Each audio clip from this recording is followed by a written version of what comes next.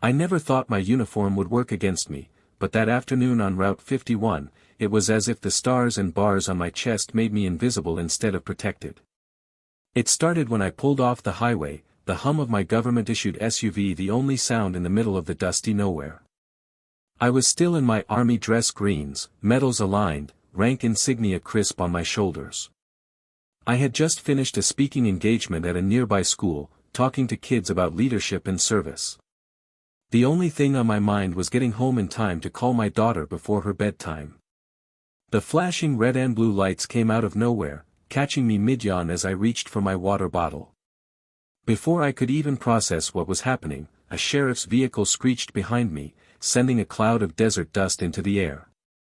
My heart thudded in my chest, not out of fear, but a familiar annoyance, small-town law enforcement and their tendency to assert dominance over anyone they didn't recognize.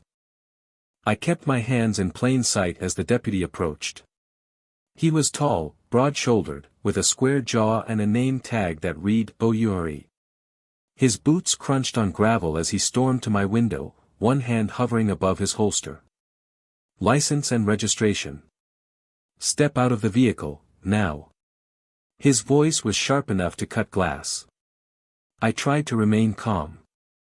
Officer, can you tell me what this is about? He didn't answer. Instead, he reached through the window, unlocked my door, and yanked it open.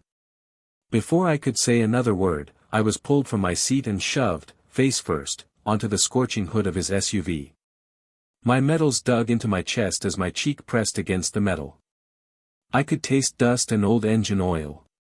His grip was tight on my shoulder, his knee pressed against my back. I wanted to protest, to explain, but every time I opened my mouth, he barked louder. You think you're above the law out here, he spat, not even glancing at my insignia. And in that moment, all I could think was, he has no idea who I am. The world seemed to shrink to the heat of the metal beneath me and the weight of the deputy's hand pressing down. I could hear his heavy breathing, see his shadow stretching across the hood. I felt anger simmering beneath my skin, but years of discipline kept me from reacting. He started patting me down, none too gently, clearly searching for a reason to escalate. He was muttering under his breath, cursing about outsiders and big shots. I kept my eyes focused on the reflection of my own face in the windshield, a face that had seen far worse, on battlefields far from this quiet, sun-baked road. I need to reach into my pocket for my identification, I said, voice steady despite the indignity. It's in my left breast pocket.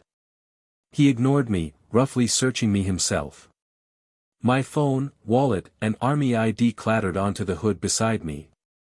He snatched up my army ID and squinted at it, then scoffed. Colonel, huh? Lot of people try to play soldier around here, he said. You military types think you can do whatever you want. I clenched my jaw, struggling to stay calm. With respect, deputy, I haven't done anything wrong. If you just check my credentials, he cut me off, twisting my arm just enough to make a point. I'll decide what's wrong out here. Not you. For a moment, I felt completely powerless. I'd commanded entire battalions, but here, pressed against the car by someone who refused to even see me, I was just another face on the side of the road. Then, through the haze of anger and humiliation, I saw my phone's screen light up. A reminder blinked, a call scheduled with General Harper. Suddenly, I knew exactly what I needed to do. Deputy, I said, my voice firmer, let me make one phone call. Just one. He scoffed. You're not calling anybody until I'm done. I turned my head just enough to look him in the eye. I think you'll want to make an exception. The deputy hesitated, his grip tightening on my shoulder. For a split second, I wondered if he'd say no just to assert himself, but then he followed my gaze to the phone still glowing on the hood. One call, he barked, snatching it up and holding it in front of me like a dare. Make it quick. I took a slow breath, summoning every ounce of composure drilled into me over 20 years of service. My fingers shook slightly, not from fear, but from the quiet fury building inside. With my free hand, I unlocked the phone and dialed General Harper's direct line, the one reserved for emergencies or critical communication. The phone rang twice before his gravelly voice came through. "Harper." "Sir, this is Colonel Dina Rowe," I said, forcing my voice steady. "I've been detained by a local sheriff's deputy on Route 51. He's refusing to acknowledge my credentials." There was a pause. Then Harper's tone sharpened. "Are you all right, Colonel?" "Physically, yes. But he's treating this as a serious offense." Harper didn't waste time. "Put him on." I turned the phone speaker toward the deputy. "It's for you."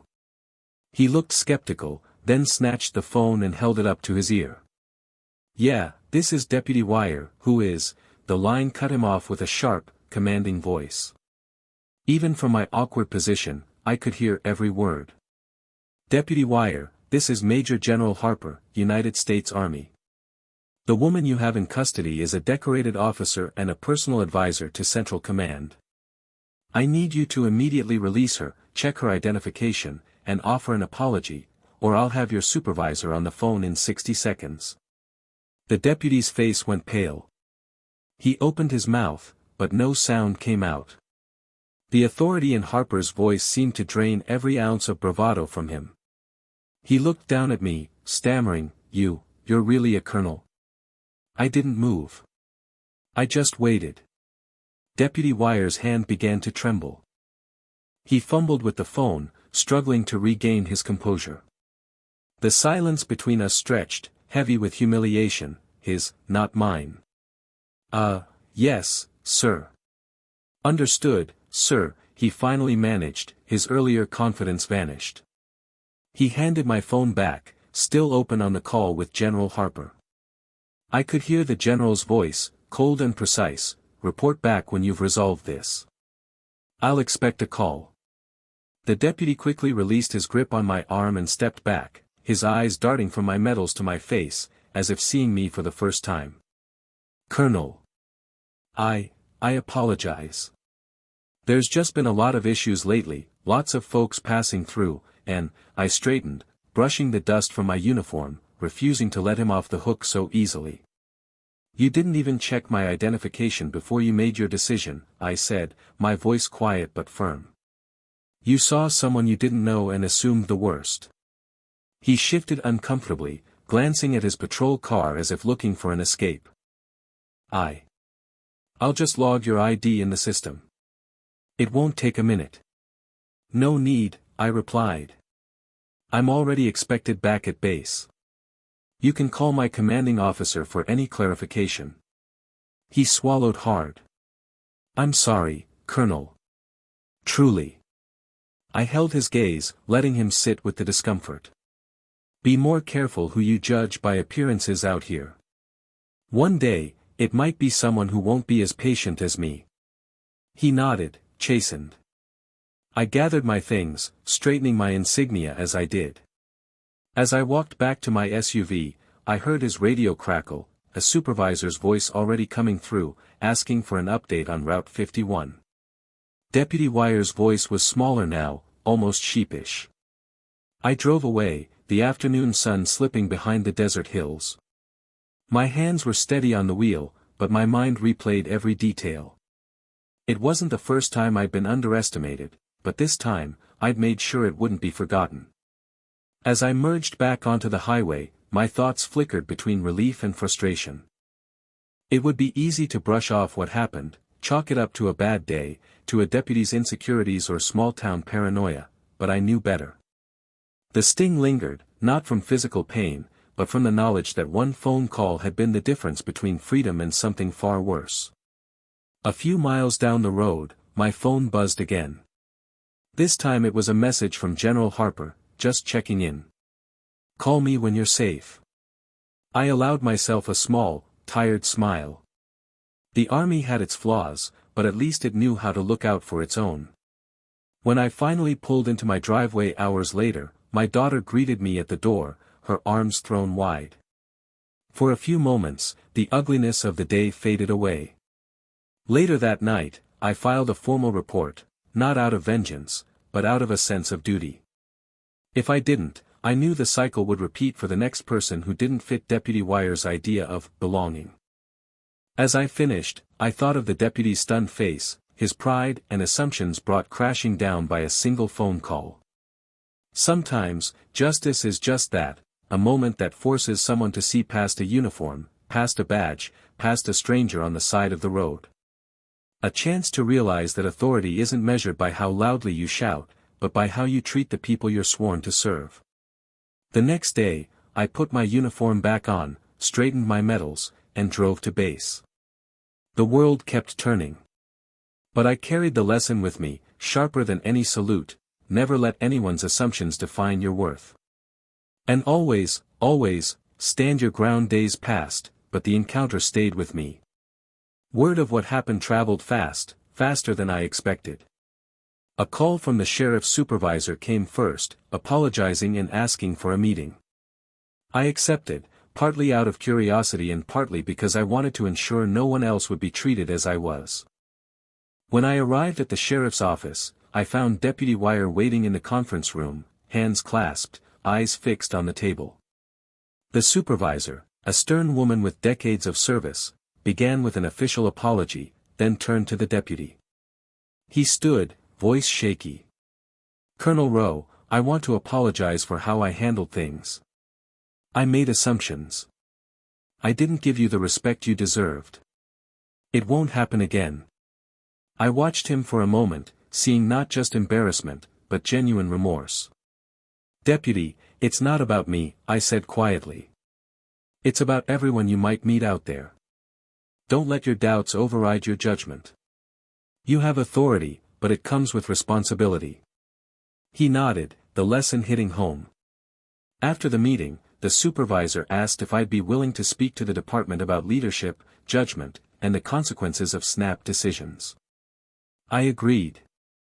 Maybe, I thought, my story could be more than just a warning, it could be a turning point. A week later, I stood in front of a room full of deputies, sharing my experience. I saw understanding, and discomfort, in their faces. If even one of them walked away changed, the ordeal would be worth it.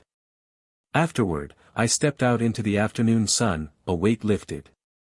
Some battles are fought quietly, not on distant soil, but here at home, one conversation at a time. And sometimes, that's how real change begins. Several months later, the department invited me back. They'd started a new training program, one that included not just tactical skills, but scenario-based lessons on communication, empathy, and the dangers of assumptions. The sheriff herself explained, "Your story made a bigger impact than you realize. We want every deputy to learn from it." I attended a session as an observer. I watched new recruits walk through mock traffic stops, learning to pause, to assess, to listen. Some scenarios featured actors playing high-ranking officials, others, civilians simply trying to get home. When a recruit started to escalate, instructors stepped in, not with punishment, but with questions. "What did you miss? How could you have handled it differently?" During the lunch break, a young deputy approached me, nervous. "Colonel Rowe, I heard your story when I first started. It changed how I see people. I just wanted to thank you." I smiled, feeling a quiet pride. "Just do your job with your eyes open," I told him. That's all anyone can ask. The truth was, it hadn't been easy reliving that day. But with every conversation, every changed mind, the sting of the original injustice faded a little more. It was a reminder that sometimes the best way to serve isn't with orders or medals, but with honesty and persistence. Before I left, the sheriff presented me with a department challenge coin, a symbol of respect, unity, and the hope for better days ahead. As I drove away, I realized that standing your ground doesn't just change the moment, it can change an entire community. Time moved on, but the memory of that roadside encounter became something different, no longer just a story of humiliation, but one of transformation. Every so often, I'd receive an email from a deputy or a trainee, sharing a moment where they stopped, thought, and chose a better path. Sometimes it was just a line, "I remembered your words today." It made a difference. I stayed connected with the sheriff's department, helping them launch outreach events with local schools, veterans, and community leaders. The new recruits learned not only how to enforce the law, but also how to serve with humility and respect. The sheriff even invited me to a community town hall, where we spoke together about the power of accountability, hers as a leader, mine as someone who refused to be defined by a single bad moment. One evening, as I walked to my car under the gold and purple sky, I realized that the biggest victories aren't always the ones marked by medals or salutes. Sometimes, they come quietly, a hand shaken in forgiveness, a voice raised to teach instead of accuse, a community finding new ways to understand itself. Back home, I tucked my uniform away and joined my daughter for dinner. She asked about my day, and I told her the truth. I had a chance to help people see each other a little better. She smiled. I think that's what heroes do. I looked at her and knew she was right. Real leadership isn't about commanding respect, it's about earning it, moment by moment, and leaving a place better than you found it. And in that small desert town, on a sunburned stretch of highway, a single phone call had started a ripple that would keep growing, long after I'd driven away. Months became a year, but the changes sparked by that single afternoon took root and flourished. The sheriff's department, once known for stubbornness and rigidity, earned a reputation for outreach and fairness. Other agencies across the state began asking for advice, even requesting Colonel Rowe to share her experience with their own officers. A local news outlet ran a story about the shift, focusing on how one moment of conflict had become the seed for so much progress. The headline read, "A Colonel's Lesson, How One Encounter Changed a Department's Future." Young recruits from around the region came to train at the department, eager to be part of something new. The scenario trainings became famous, not for catching mistakes, but for teaching empathy and accountability. Deputy Wire, once so quick to judge, became a quiet advocate for fairness. He volunteered for community events, sometimes side by side with Colonel Rowe, quietly letting his actions speak for him. At the following Veterans Day parade, the Sheriff's Department honored Colonel Rowe not with ceremony, but with genuine thanks. As she walked down Main Street in uniform, civilians and officers alike stood and applauded, not just for her rank, but for her courage to hold the system to a higher standard. And for years after, whenever a trainee or deputy found themselves faced with a difficult decision, they'd remember the story of the colonel and the roadside stop. Not as a warning, but as a challenge, to do better. To see deeper.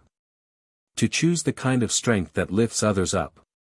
For Colonel Rowe, it was a reminder that sometimes the smallest act, a single phone call, a few hard words, the refusal to back down, could change everything, far beyond what anyone could see at the time.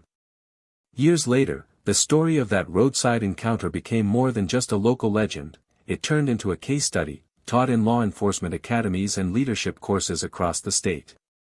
Colonel Rowe was often invited as a guest speaker, her presence commanding respect not because of her rank, but because of her authenticity and the lessons she shared. At one graduation ceremony, a young officer, one of the first recruits to go through the new training program, approached her with gratitude in his eyes. "Ma'am, your story changed the way I see this job. I want to do it right. Thank you for not letting anger turn you away from us." Rose smiled, remembering that hot afternoon, the sting of humiliation, and the slow but steady change that had followed. "Every day is a chance to do better," she said, shaking his hand. "That's all any of us can ask for." She watched as he joined his classmates, all ready to serve, hopefully with clearer eyes and steadier hearts. It wasn't about erasing mistakes, she realized, it was about transforming them into something better. Later, as she drove home through the same stretch of desert, the landscape felt different. Lighter. She knew that somewhere, another deputy might hesitate before acting rashly. Another officer might pause, check credentials, listen first. Her daughter's words echoed in her mind, "I think that's what heroes do." Rowe pulled into her driveway, feeling a deep, quiet peace. The road had been rough, but it had led to something good, something lasting. And as the sun dipped below the horizon, Colonel Dina Rowe knew her work had truly made a difference, not just for herself, but for everyone who would ever be judged unfairly on some lonely highway. Sometimes, the hardest days become the foundation for real change. The years went on, and Colonel Rowe's life moved forward, new assignments, new challenges, and more time with her family. But that afternoon on Route 51 was never far from her thoughts. Whenever she pinned on her medals or buttoned her uniform, she remembered the lesson written not just in policy, but in experience, that true authority isn't enforced through fear or force, but by treating every person with dignity, even when it's difficult. The sheriff's department continued to evolve.